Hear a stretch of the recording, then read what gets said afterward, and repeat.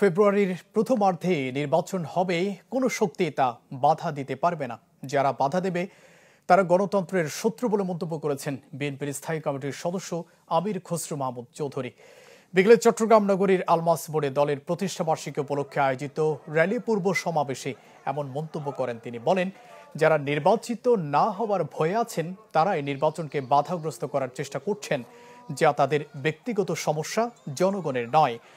সমাবেশ শেষে র্যালি বের করা হয়, যাতে ঢাকঢোল বাজিয়ে নেচে গেয়ে চট্টগ্রাম উত্তর, দক্ষিণ ও মহানগরের বিভিন্ন স্তরের নেতাকর্মীরা অংশ নেন। নিউ মার্কেট গিয়ে শেষ হয় র্যালিটি। এই নির্বাচনকে কেউ যদি বাধাগ্রস্ত করতে চায়, এই নির্বাচনকে বাধাগ্রস্ত করার অর্থ হলো গণতন্ত্রকে বাধাগ্রস্ত করা।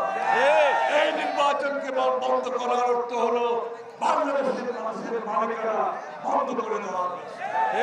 এই নির্বাচনকে বন্ধ করার অর্থ হলো আগামীতে বাংলাদেশের মানুষের গণতান্ত্রিক, রাজনৈতিক, সাংবিধানিক অধিকারের পথে বন্ধ সৃষ্টি করা। সুতরাং ফেব্রুয়ারির প্রথমার্ধে নির্বাচন